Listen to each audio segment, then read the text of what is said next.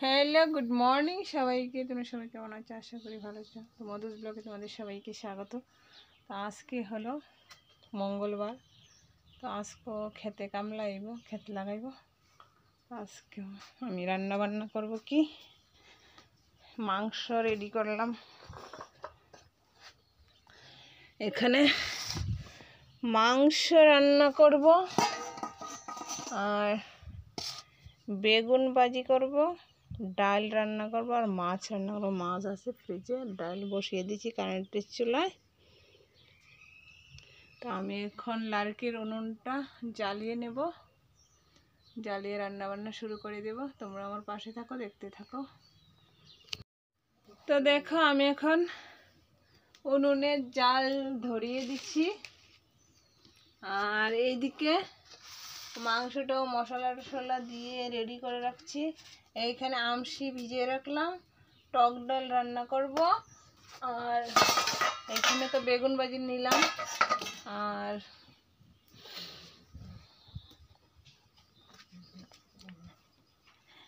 এখানে কারেন্টের চুলা, ডালটা সিদ্ধ বসিয়ে রাখলাম।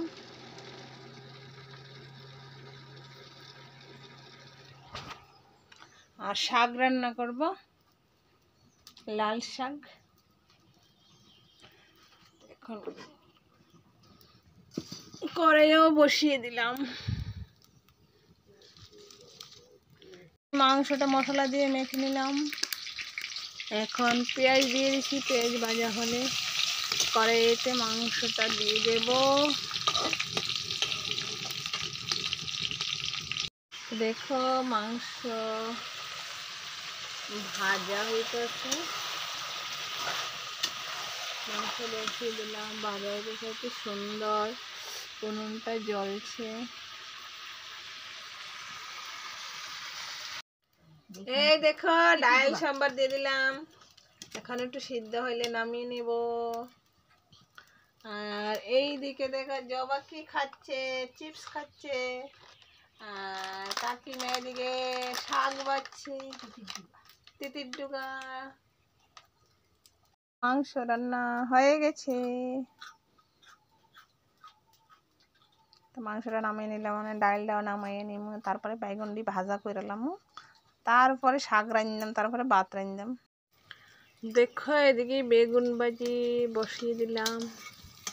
তো ভাজাটা করে আবার শাক রান্না করব, তারপরে ভাত রান্না করব। ভাত আজকে বড় দিয়ে রান্না করতে হবে, কারণ 5 জন কামলা আছে ক্ষেত লাগা।